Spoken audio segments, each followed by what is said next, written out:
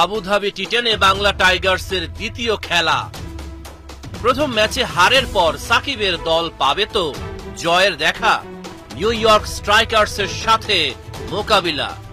Toss জিতে বাংলা টাইগার্সকে ব্যাটিংয়ে পাঠালো ওরা। মাত্র 8 বলেই শেষ উদ্বোধনী জুটি। হযরতুল্লাহ জাজাইকে বোল্ড করলেন টপলি। ডাগআউটে ফিরে কাপ্তান সাকিবের পাশে হযরতুল্লাহ।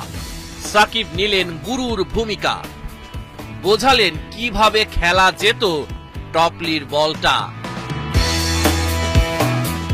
এক বল পর আবারও টপলির আঘাত, এবার আউট মোহাম্মদ শেহজাদ।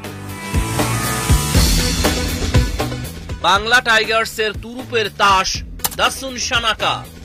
ইনিংসের চতুর্থ ওভারে হাঁকালেন 2টা ছক্কা।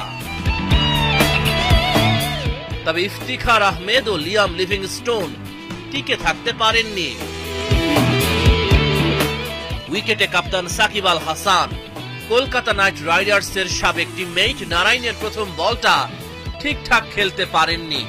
তবে দ্বিতীয় বলটাকে রিভার্স সুইপে সীমানা ছাড়া করতে সাকিব ভুল করেননি। দলের রান বাড়ানোর দায়িত্ব নিলেন সাকিব। পাথিরানার প্রথম বলেই হাঁকালেন বিশাল ছক্কা। কপাল জোরে বেঁচে গেলেন ক্যামেরাম্যান।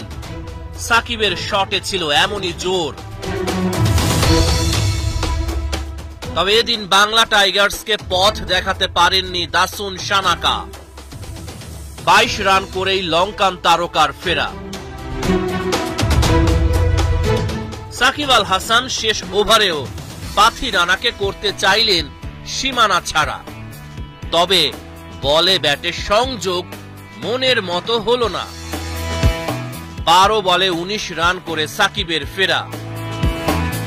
66 রান বাংলা টাইগার্সের বোর্ডে।